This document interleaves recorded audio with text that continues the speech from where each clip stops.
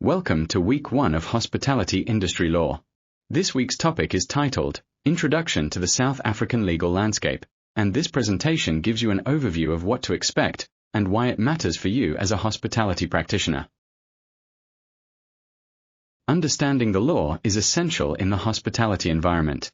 Whether you're managing a restaurant, negotiating contracts, or hiring staff, you'll constantly operate within a legal framework. The law helps maintain order, ensures fairness, and protects both businesses and consumers. As a business, you need to comply with legal standards. But legal compliance is just the start. The law is also shaped by values and ethics, such as justice, dignity, and fairness. And these values can vary across cultures, contexts, and power dynamics.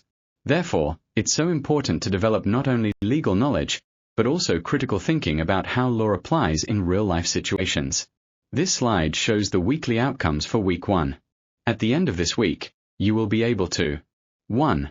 Analyze the necessity of the South African legal system to determine how legal rules maintain order, protect rights, and promote justice within hospitality contexts. 2. Evaluate core legal and ethical concepts to determine their implications for decision-making in hospitality-related legal scenarios. 3. Evaluate sources of South African law using hospitality-specific examples that demonstrate diversity and inclusive business practices. 4. Analyze the structure and hierarchy of South African courts to explain their role in resolving hospitality-related legal disputes. 5. Assess the role of public law in shaping South Africa's legal framework relevant to hospitality governance. 6. Apply constitutional values to hospitality law to justify operational and managerial decisions that reflect rights, equality, and sustainable development. You have one graded assessment that counts 5% towards your final mark. This week, you have to complete the following interactive activities. Ensure that you complete them all on time. Remember to comment on your classmates' posts the day after each discussion deadline. As a hospitality practitioner, you operate in a space that is shaped and governed by laws. These laws are not abstract. They influence your decisions about staff, customers, and even your product offerings. The law maintains order, ensures fairness, and helps uphold justice in society. But more than that, it sets the standard for what is acceptable in business. It is crucial that you not only comply with legal requirements, but understand them. The values behind the law, like dignity and fairness, shape what we think is just, even when there's no clear right or wrong. That's why legal knowledge is not optional. It's part of being a responsible and successful business actor in hospitality. Let's look at the differences between rules, policies, and laws, terms often used interchangeably, but which serve very different purposes. Rules are usually informal and specific to a store, such as a dress code for staff or guidelines for greeting customers. Policies, on the other hand, are internal organizational guidelines, such as a returns and refunds policy. These provide structure, but aren't legally enforced unless they conflict with or mirror laws. Laws are created by the state and must be followed by everyone. As a business person, you need to align your business's rules and policies with national laws to avoid legal risks and to build a reputable and sustainable business.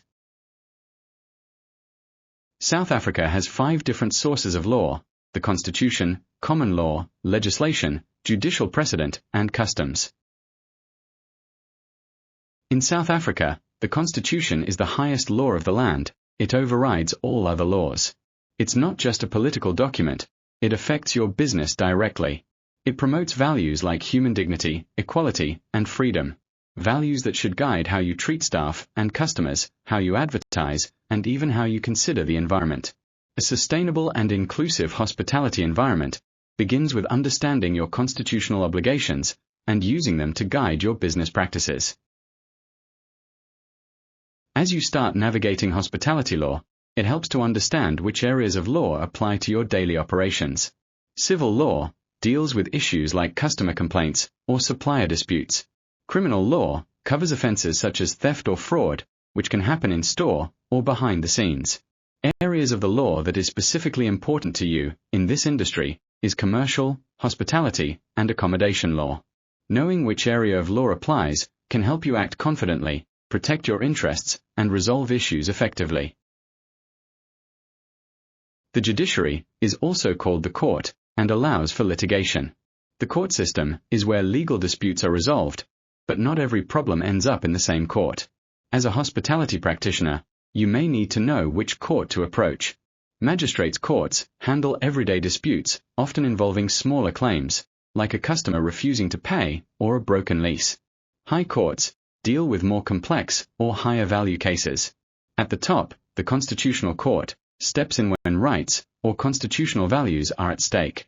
Understanding the court system helps you seek justice in the right place, saving time and money, while ensuring your rights and those of others are protected.